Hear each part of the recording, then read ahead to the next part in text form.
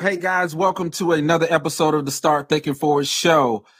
Back for another episode. Today, we're going to dive deep into the minds of trailblazers, disruptor, a leader who are shaping the future. I'm your host, Brandon L. Draper, and today we have a guest who embodies the essence of leadership, resilience, and innovation.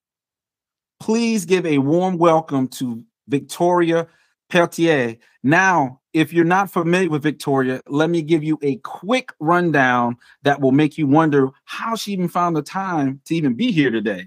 So she's nicknamed the Turnaround Queen. Victoria has been a corporate executive for over 20 years. She became one of the youngest chief operating officers at the tender age of 24, a president at 35, and a CEO at 41.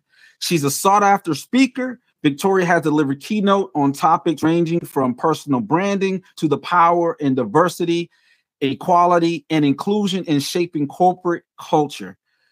But what truly sets her apart is her resilience.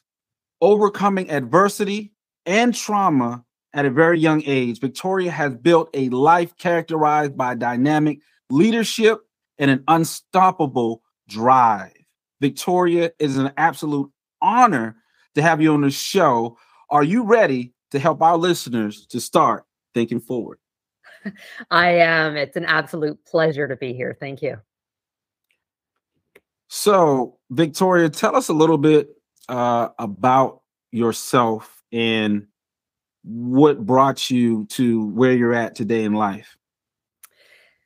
I think one of the things I love about Simon Sinek's "Start with Why" is sharing my why, and it's deeply connected to why I'm also incredibly passionate about diversity, equity, and inclusion. Our lived experiences, we show up our whole selves every day.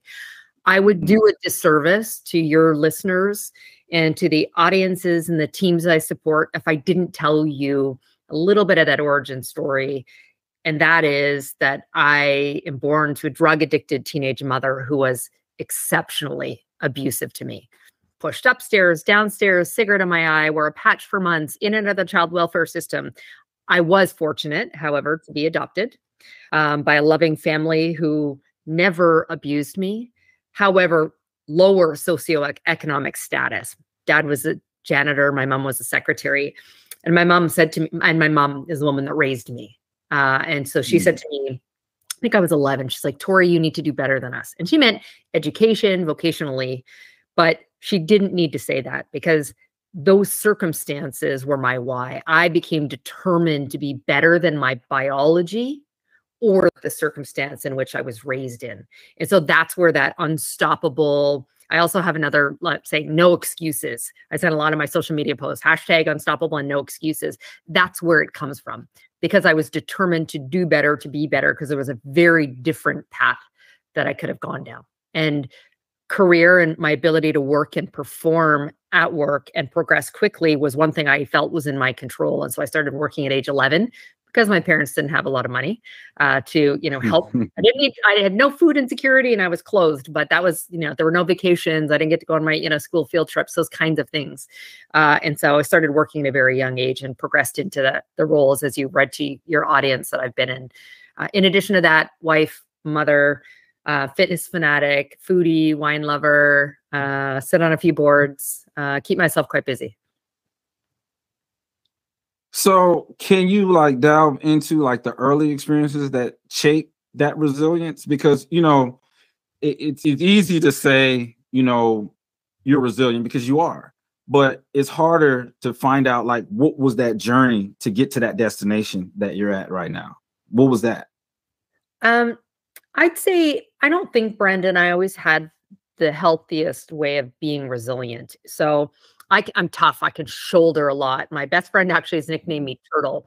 And that's really because I've got this tough exterior and I've dealt with extreme adversity, trauma, obstacles, but I'm actually still all soft and marshmallowy inside.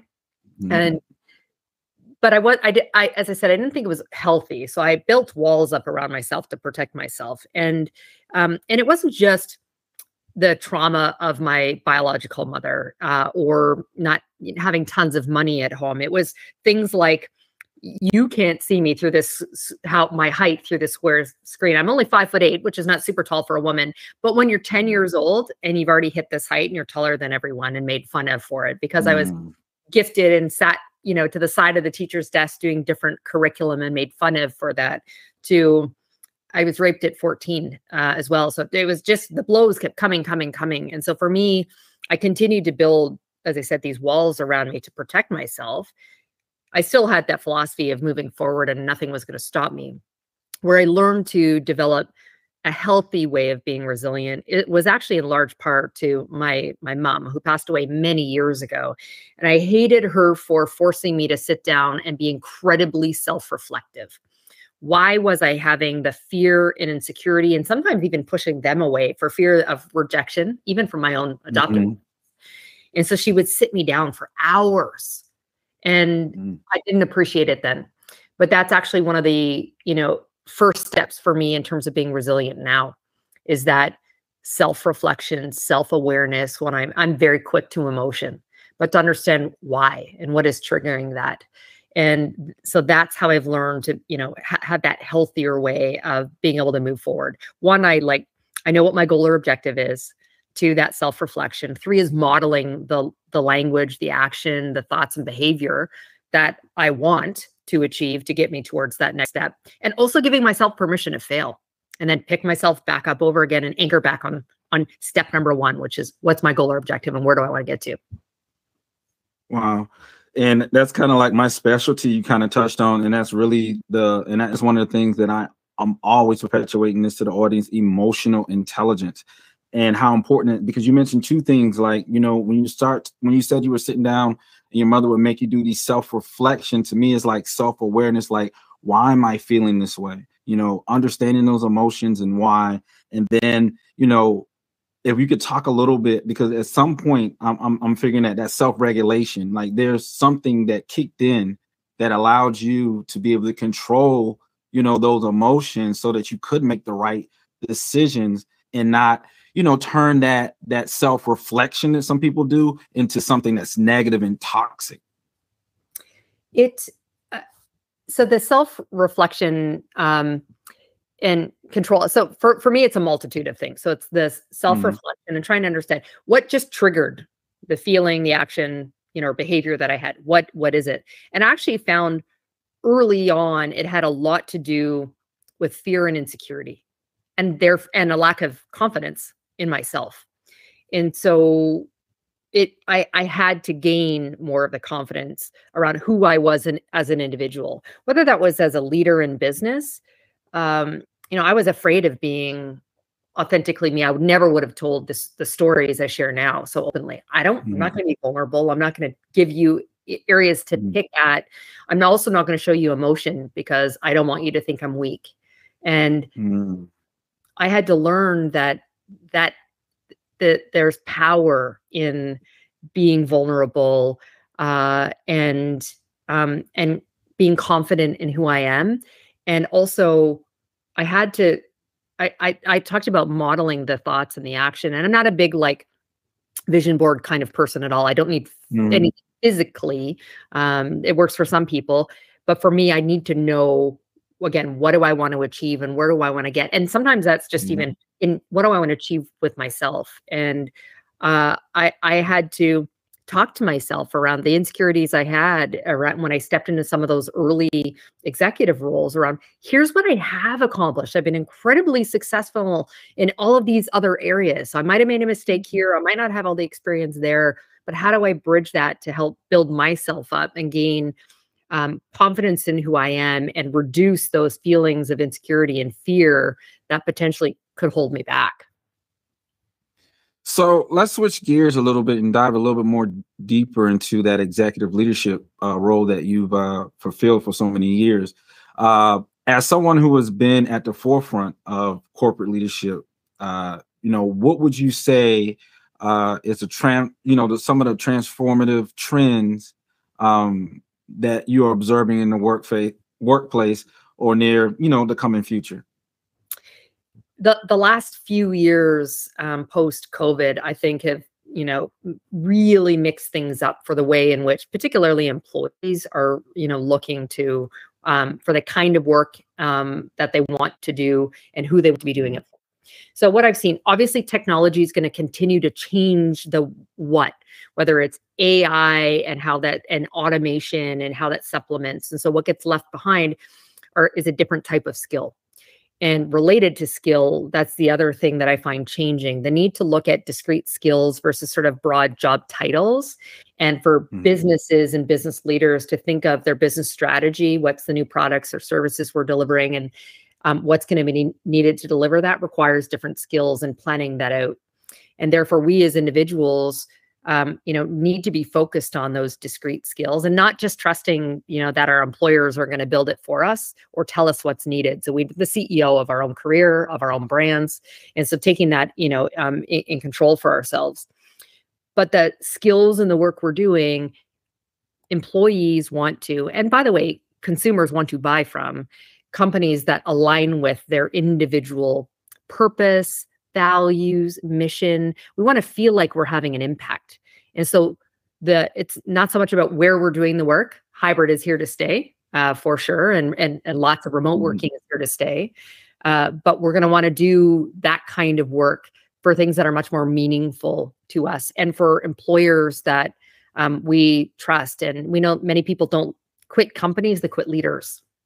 I'll tell you, I've quit both. There are some companies that just culturally didn't have a good fit.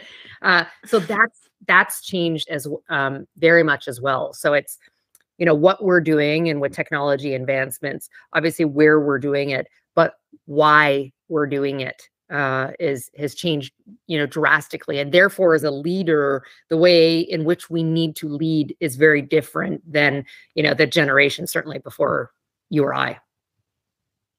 And it's interesting, and this is a particular thing that we can't skip over. You also mentioned that AI as a supplement, and I like the way that you said that, because a lot of people don't quite grasp. They're thinking that AI is something bad, it's going to replace their job, but it is a supplement. So with it being a supplement, what would you say? How has it affected what you're doing, and how do you think it's going to affect the workplace with some of the things post-COVID that is, taking place? Well, so a lot of my career has been it actually started, that first COO job was for a BPO company, and BPO stands for Business Process Outsourcing. So you think of the call centers, tech support, customer service, sales, back office, data entry, finance, transactions, those kinds of things. And so what you see is technology, automation, and AI has changed the work that gets left behind. So the really simple and routine transactions can be automated. So those go away. The chatbots we all talk to when we're, sitting on websites now can take away a lot of the questions that would have come into a call center. But what gets left is the more complex, exception-based type of activities, which requires a very different way of thinking and communicating with the customers that we're serving. So what we see is, yes, you might need to know, very discrete skills in finance and accounting or HR or technology skills, but those, and I don't like the word soft skills, but the human skills that, we need to employ have very much changed. The critical thinking skills, because the expectations of a consumers is this Amazon great experience. We're going to have it overnight. So we really act incredibly quickly, innovate, problem solve. That's where things are shifting. And that's where the supplementation, the stuff that we probably don't actually enjoy of the more boring routine transactions, goes away with the use of technology. And I hope that people get excited by what's left behind, the fact that we get to engage much more one-on-one with people in a way that's going to challenge our brains and, get us thinking. And another thing, I've seen that you were featured on a couple of news programs. So I know you have a very good understanding of consumerism. And, when we talk about diversity, equality, and inclusion, you brought up the example about, we want in a certain type of experience when it comes to shipping, people, and I'm not going to say any particular names, but, we want certain services next day, 2 days, 3 days. at what point do you think that we're willing to let that go if treatment of other people is hangs in the balance of how quickly we're able to still get something? Oh, that's so I think that's a complex one, Brandon. I think it depends on who you talk to, because I think there's a multitude of like facets around that. So back to, people want to buy from companies that are aligned with their personal philosophies, values, mission. So who they're choosing to buy from, and therefore like supply chain, are they prepared to make a trade-off to get something in 5 days versus next day, because they strongly believe in the values and alignment. So that, that's one thing that changes. Or wanting to engage with people that look are like the communities we all live in, is deeply important. So I've been looking for the next career opportunity for myself, and as I'm talking to CEOs of or boards, I want to work for a company that is committed to having a diverse, equitable, and inclusive environment. And so that comes up like in conversation number one, if I think there's a gap. Like, I was being interviewed by a CEO, white middle-aged guy who's hired, his last 6 hires are all white middle-aged dudes. I'm like, well, so that's an issue for me. I have privilege as a white woman born in North America, but and I recognize that, but also I'm a senior executive, and with that comes power. So that's a whole other thing on the DEI piece. But going back to, so consumers and employees want to buy and work from those that are doing better for our world as a whole. So not environmentally, for our people, are we advancing, those that, come, from lower socioeconomic or underprivileged areas? Are we making our workplaces look like the communities that, many of us live in as well? And so that's the way companies need to be thinking. And where I often challenge C-suite executives and boards around this is, there is not a trade-off for the business performance your shareholders expect by doing the right thing. The reality is it actually drives the outcomes you're looking for. So don't think about like DEI programs costing all this money. The reality is that drives employee engagement and retention, which drives your top and your bottom line dollar, which is what your shareholders want. And I agree. So, but when it comes to everything that we talked about, we must also take into consideration this is a very sensitive subject, and there's so many different point of views. So you're a strong advocate for DEI. Could you share some like actionable insights on how organizations and communities can foster a culture that is truly diverse, equitable, and inclusive? I use that phrase a lot when I talk about not only DEI, about other things like your brand, et cetera. Strategic intentionality. So we need to be incredibly intentional. If we think that it's just going to change, I'm exceptionally disappointed to hear, here in the US, affirmative action has been, shot down. The reality is, you look at the Fortune 500 companies, there are only, I think we hit just over double digits for female CEOs, but there are only 6 Black CEOs. So clearly just expecting that it's going to happen naturally is not. So this is where we need to be incredibly intentional. I just quoted some data. What's incredibly important is the adage, you can't manage what you can't measure. So we need to report on the data and statistics of the different, and there's tons and tons of different elements of diversity. We're not just talking about race, religion, gender, sexuality. We're talking neurodiversity. We're talking veteran status. We're talking about other types of disabilities as well. And there's intersectionality of all those. We need to measure what we can measure at all levels of the organization, and not just the entry level through the door. So what I see is there's a big focus on talent attraction and acquisition. So recruiting diverse employees, but then there's nothing done within, the middle to advance those employees, to give them opportunity, to look at their propensity to learn new skills, even if they don't have all of the years of experience. We as leaders need to be intentional in coaching and developing our diverse employees to give them that opportunity to move the needle forward. We need to look at, policies and procedures.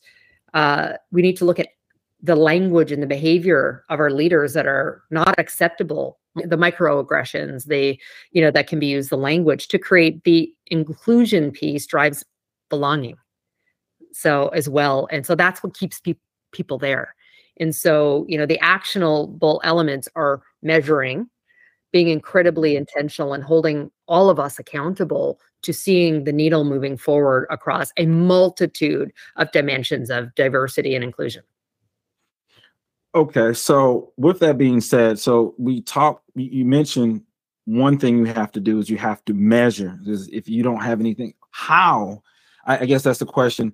What are some tools that these companies, organizations, or communities that's trying to adopt these things, how can they measure? What tools can they use to implement these things?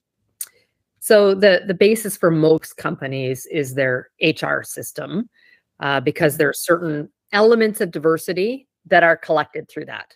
Now, it's different in different parts of the world, what data can be collected, and therefore you need to use some inference and data that's collected through employee resource groups to, supplement that. So obviously you can know self-disclosed gender, and now you're seeing companies opening it up to those who identify as a different gender than those they were born, but you can understand, what the gender is for those that can collect. And as I said, it's not the same in all parts of the world, the ability to collect race data. And then many companies have moved towards optional self-disclosure around sexuality. And so they have the ability to collect that, but lots opt out of it. And so where you need to start to supplement it is in companies that have business or employee resource groups that support the different elements of diversity, Black or Indigenous persons or different faith-based organizations, seeing how many members of their organization, are a part of those BRGs or ERGs can help somewhat supplement that as well. And then there's other things, that you can then do. And it's not just at a macro level for the entire workforce. What you need to start doing is breaking that down by job level, career level within the organization to see how progress is, where it started and where you want to see that needle move forward to. And again, it's not going to happen overnight, but we need to make some commitments and targets to see progress made year over year. Do you sometimes think that there's a disconnect between a lot of these organizations and the actual culture of the people? Because if you have a diverse workforce, it may not necessarily be so apparent that everyone's different cultural differences. So how can you, as a CEO, business owner, as a leader, conduct, your regular business, day-to-day business, but at the same time, there's not a bunch of back conversations where people feel as if you're culturally insensitive, and you may not even be doing it intentionally. How can some of these things avoid that? These strategies that you speak of? I think there's a fine line between, whether companies want to dip their toe into some political opinion versus creating a culture in which everyone is treated equally and feels a sense of inclusion. I think we can be very clear on values and intent in terms of, the culture we want to work within. And that's what we abide by to bridge that. It doesn't mean we all need to have commonality. I think of, I'm, pro-choice, but I very deeply respect, those who are pro-life and what that means. We can, work very well together in an organization. So I think for, companies that are going to state, the values, they need to hold leaders accountable to that and then be really mindful of, the contributions. There's other ways to measure contributions that get made that would be anti some of the things that you say that you stand for. There is, so that's one. And then the other piece is going back to, not only manage what you can measure, but be really careful of the incentives because they drive certain behavior. So actually on DEI, that's a big one where I see a lot of companies holding executives, giving them a portion of their bonuses tied into diversity metrics. But I've seen it hurt some people. So for example, I worked in one organization where, there was a woman who was up for promotion, and the part of the business that she worked at within this organization, the male leader, if he lost her, it would hurt his diversity of females. And so he was preventing her from taking a new opportunity because he didn't want to impact on diversity metrics and his bonus, right? So like there's lots of cautionary tales as well on how to do this. Yeah. That's interesting. So that's a funny story. That's so even when you try to create something that would help everyone, there's still little hiccups in the system, where, hey, I don't want to lose my bonus. At the end of the day, I'm pretty sure she was a good, employee, good person to work with. So it's a double-edged sword there. Yeah. The next thing I want to talk about, you mentioned that, your journey hasn't been without its challenges. Could you share some pivotal moments where you had to overcome a significant obstacle and how, this experience have contributed to your success today? It's hard to pick just one because I'm very comfortable talking about my failures. Well, give us a few. Give us a few. We got time. Give us a few. So one, I talked about, fear and insecurity. And I early, because at age 24, I showed up as the youngest executive by probably 2 decades. And I was the only woman. And it was a stretch role for me. So I was insecure over, there was lots of elements of that job I hadn't done before. And so I walked in there, it was like all business all the time. I almost had this mask that I wore, and that I was not going to let you see that I was vulnerable. I wasn't then going, I don't know what I don't know, as openly as I would do that today. And it was, as I said, an outsourcing environment. And so companies outsource to save money. Or to not do work that's not part of their core superpower, and delivery to their own customers. And so the margins are narrower. And so you have to be very, very good at managing performance and learning how to be, really efficient and effective. And so I'm known as the turnaround queen, as you said, because I take distressed businesses and I turn them around. But that means I need to manage the performance of the business and people. And I need to sometimes make some very difficult decisions around, people staying in roles, organizational structures, layoffs, those sorts of things. So I got a nickname I'm not proud of at some point in my mid-20s as the Iron Maiden. And that's because I was highly effective for my shareholders at delivering and doing what we needed for the business. But I was all business all the time, cutting people as I needed to and never showing the emotion. That it hurt me deeply to impact someone's livelihood.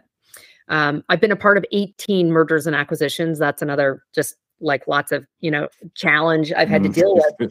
And that usually comes with reorganization, synergies, cost takeout.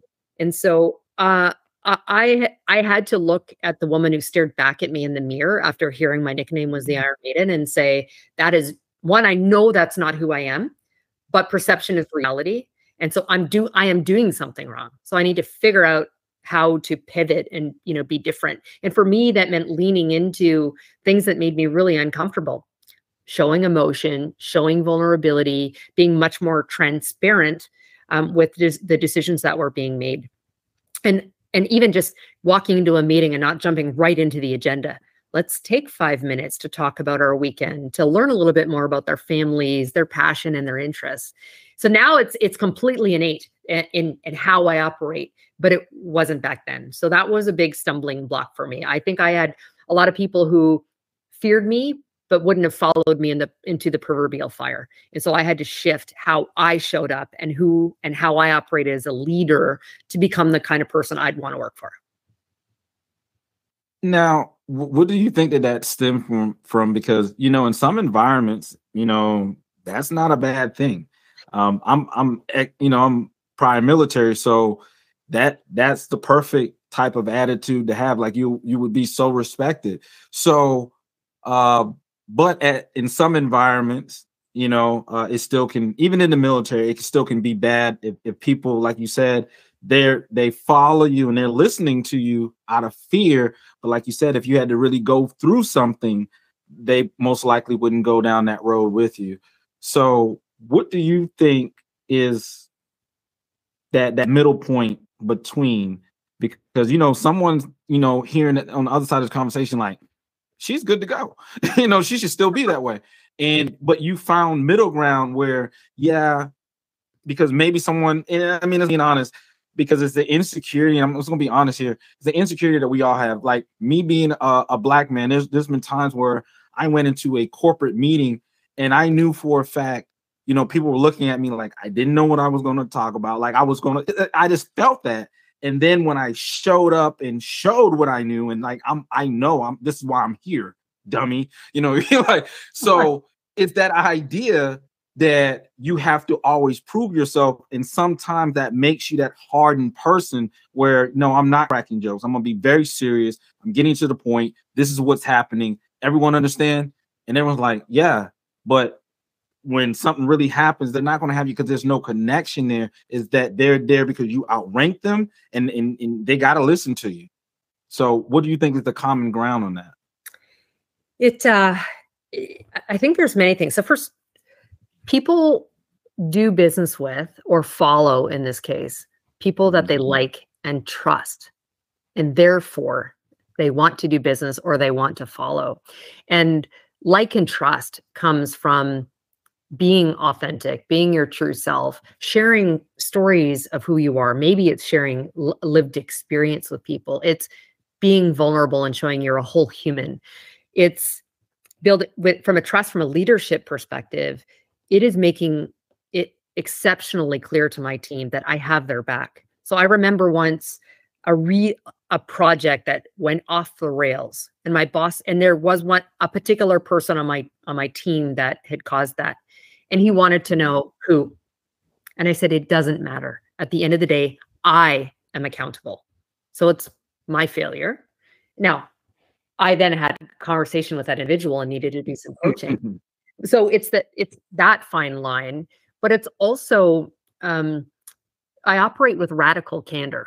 So to coin the phrase that Kim Scott named her book. I don't know if you're familiar, with, I always sort of operated that way, in that I am going to give you the tough, direct feedback, but I'm going to do it with care. And I'm going to give it to you because maybe no one's ever told you this before. And I'm also going to help you move forward with that feedback and coach you and develop you and give you the tools. And then sadly, and so this is where the balance is, sadly, if after I, as your leader, have done all of that, you're not successful, then I have to make the business decision to let you go. But I know that I've done everything possible to try and make them be a success. And so that's where I think the balance is. And so you always know where you stand with me. There's no surprises. So the annual performance cycle, I mean, that for me, the only surprise is what bonus am I awarding to the individual or not. There's no surprise on performance because we're having an ongoing conversation throughout the year. So when it comes to like the power of personal branding, and that's something that you're definitely an expert on many different levels on that. You've been recognized as like the #1 social seller and public brand worldwide on LinkedIn. What are the foundational elements that make a personal brand so crucial, and how can one go about building it? I mean, how can I build it? I didn't have the words, the vernacular 20-something years ago when I actually realized that I was then starting my journey. When I moved from the world of banking, which is what I was doing when I was in college, into that COO role. So I went from B2C to B2B, responding to RFPs and different buyer types. I needed to do something very different. So again, I didn't know that it was personal branding back then, but it was defining what I now describe as sort of 4 elements to your personal brand. And actually, just one clarification, I was the #1 social seller worldwide, ranked by LinkedIn for the company I worked for. I wish I was the #1 brand for all of LinkedIn. That would be amazing. And that was for IBM, so really large, employer. And it's because there are elements in which I talked about people like and trust you. And so what I see most people focus their brand on being the foundational part of that. which is your eminence or your subject matter expertise. What did I go to school for? What's the job I'm in, or what's the industry for which I'm known? So that's foundational. And we're talking from a business perspective. And so that you need to clearly articulate that, and it can pivot and you can change over time as your, career desires change, et cetera. But the other pieces that people miss, that are around what's your story? What are you passionate about? What are your interests? What are the values? Who are you as a human? That we want to see. That's what builds that rapport and connection with people to even want to hear what we might be selling them, or why we're trying to pitch ourselves. The next part is what makes you different. So in my world, where companies are hiring consultants or people to implement technology or to outsource, there's a ton. Why am I going to buy from you versus someone else? And so you need to also understand, what is your unique value proposition? So for me, I've shared with your audience some of those. My radical candor, my exceptional commitment to DEI, around being a different type of leader than others in the business place. Those are things that are, the things I'm passionate about, but also make me different. So you need to craft the narrative around that. And the last piece is, what do you want to be known for? What is that legacy, that impact you want to have? You talked about yours in terms of wanting to help people. I talked about mine not being around the business metrics and the sales and revenue and profitability. I want it to be about the kind of human I was, that I raised two really good humans, and then I did more for the world. And so those are the 4 elements to your brand, and you should not focus on only one of those. Usually that foundational piece, you need to focus on all of those. And every time you're putting content out there, it should tie directly back into the brand, the narrative that you want the world to see. It needs to be authentic. It's not a character you're curating, but how you want to be seen out there in the world. Interesting. So do you think that those gimmicks exist more online than normal, like, where brands are putting up ears, as they would say, of instead of being authentic and really talking about their values and principles that they're putting up? What do you think? What's your insight on that? I do think, and so that the important part is the authentic piece. I do feel like it's a very curated, filtered world, and it's easy now that we sit behind the digital screens. I use the phrase normally when I'm talking to people about their need to network: electronic courage. You can sit behind your keyboard and gain electronic courage to reach out and connect with people if you're an introvert. But I see the same when it comes to people's brands and what they publish out there. It needs to be authentic. It needs to be taken into, my younger one will like that I'm going to use this, IRL, in real life. Like your brand needs to live. There's no different version of Victoria that you will see online than when you meet me in person, than when you become my friend and you sit behind the screen. What I don't publish is the tank tops that have inappropriate sayings that I wear to the gym on my LinkedIn profile, because they might have expletives on it. But that's still me, and you're going to see that like you meet me in real life. Wow. But that's you being your authentic self. And that's what makes you unique. And that's what I treasure about myself and other people, when I see that and I can identify that is so special, authentically different, not being different for the sake of being different, but being authentically different, because that's just how you feel and that's how you want to do things. So we talked about the power of personal branding.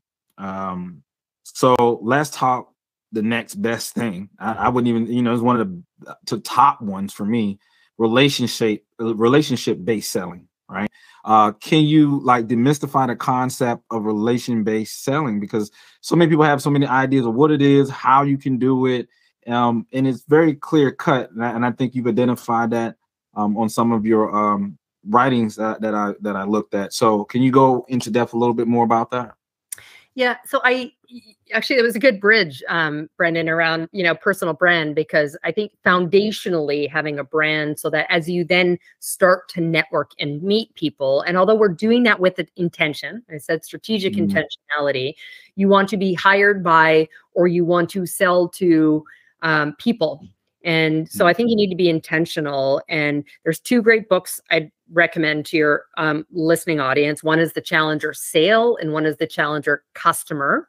And one talks about the different kind of personalities that buy from you and just understanding how the nuance and how to sell and what's important to them. And the other one is, and it's really important in the world I'm in of B2B, recognizing that, and it was written a number of years ago, so I think the number is likely increased, but they said there was an average of, I can't remember if it was 5.3 or 5.4 buyers for every business transaction now. And so recognizing, and that's the intentionality. There's not just the procurement who might actually, give you the contract, but there's the person who owns the P&L within that business. There's, the person that's accountable for customer service that you might be delivering to their, customers or employees. So understand all of those pieces. And then the relationship. So the relationship-based sale part of that goes back to people do business with people they like and trust and want to do business with. And so, for me, and it's been a real challenge, a lot of, probably my last 15 years have been in Fortune 100 companies, Accenture, IBM, Aon, American Express, all publicly traded companies that work quarter to quarter. And I see there's this trade-off for short-term business results. Relationship-based selling takes time. So you need to find who are the right people to connect with, but build an authentic relationship with them. And that means you understand their personal interests, their passions. I always ask them, like, how is success how are you measured? What's the business strategy? What's the problems you're dealing with? How do you get compensated? I don't carry around a toolbox, with these proposed solutions. I'm going to listen to you. And I'm going to find a way to bring value that aligns to what matters most to them. And that's contra, like I said, the way many companies work and just wanting to see these short-term sales. Well, it's a lot longer sales cycle, than it's ever been, quite frankly, particularly as we're going, into what everyone says is going to be a recession. And so you need to find the right people, build a relationship from a place of, I actually refer to from a place, I'll steal it actually from Keith Ferrazzi, who wrote the book Never Eat Alone. He talked about networking from a place of generosity and not greed. And so that's how I build my relationships with people. Do I have an intention to potentially be hired by, hire them, or sell to? Yes. But I'm actually going to do it from a place of generosity and not greed and build a real relationship. And as a result of that, the business will transact. Yeah, that's interesting. I just recently had an interview with Diane Hilbig, and she was featured on the Newsweek Expert Forum for 2022, and that's the same thing that she talked about, was about that relationship-based selling, how you're able to sell without selling, and everything that you just said is exactly on point of how you're able to be more intentional with your sales, because now you understand the people want to, it's not like wearing a cheap cologne or cheap perfume and stinking up a room. People know when you come there, you're offering value to them and that you really care about the things that they care about. And I don't want to harp on it, but one of my favorite books is a book. It's called How to Network with Millionaires and Their Affiliates by Dr. Thomas Stanley. And I'm always talking about that book because it's one of the things that helped me a long way in sales, because I needed to be the exceptional salesperson. I wasn't just the average person. I really cared, I understood, and I brought emotions into it. I treated, people as if they were my family. And I'm not getting up from here unless you give me, and people take that to heart. It's like, wow, this guy really cares. I'm like, if you can look me in my face and bring your wife and your kids in here and tell them that they're not worth this, then I'm good to go. But I don't want to see you in a situation and knowing that I had the ability to help you, and I just didn't push this issue hard enough to let you know, like, I'm not just here to try to write you up on a policy or whatever. I'm really here to help your family, because this is something that could happen at any time. So it was that idea, like I really took it very personal. I took it very serious about my commitment to help families, you know, to invest their money in the right instrument. So I was so intentional with that. I made it a crusade, literally, and I love doing it, because there were situations where people would come back to me and say, "Man, thank you so much. I'm glad I didn't look at it that way.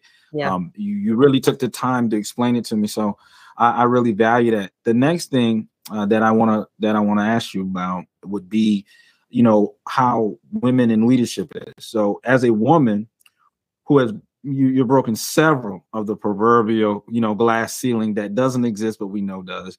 What advice would you give to any aspiring female, you know, leader, young girl that, you know, I just recently went to a high school, and they have a entrepreneurial program, and these young girls are the next Fortune 500, you know, CEOs. They're already talking that way, and this is an all-female magnet school. So it's this idea of, what advice could you give them? Because even though they have all that ambition, you know, it's a male-dominated.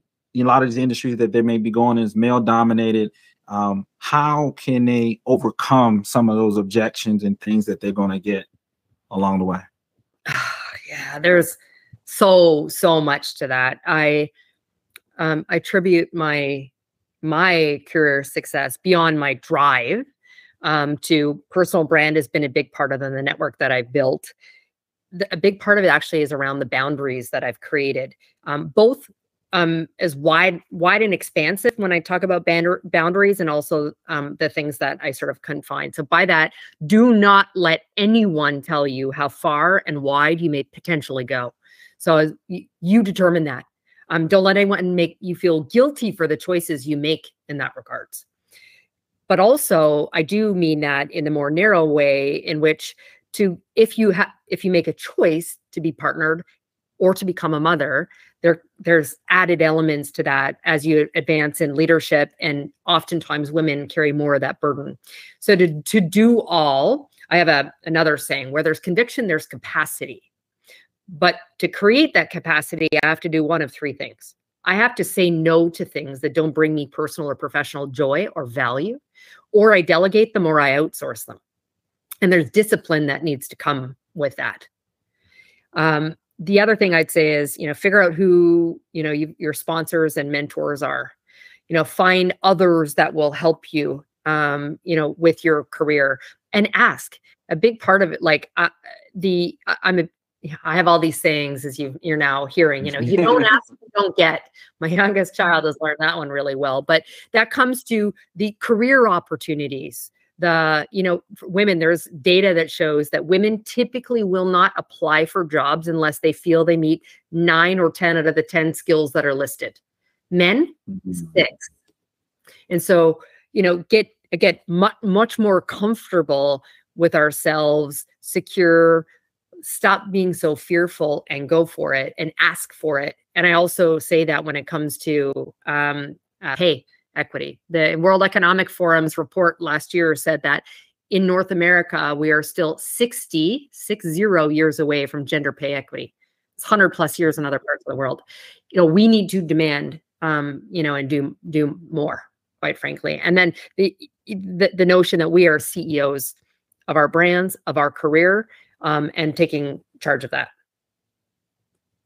So before I ask the last question, I want to give you an opportunity now to let the listening audience know how they can get in contact with you. Well, I have a personal website, thank you for flashing it up, which houses a majority of my content, both media appearances when I have a link to them, the book that I've written, 2 more coming out later this year. That's where you can book me as a speaker. But also for those who want to connect with me on the various other social media platforms, whether it be LinkedIn, Instagram, Facebook, Twitter, etc., you can find the links from there as well. Okay. And you said you have some more books coming out? Yes, I decided because why not? I've got two books coming out over the next number of months. One is around personal branding, and the other is around leadership and looking at culture and leadership from a very human-centered, authentic way of leading. Some of which we talked about today.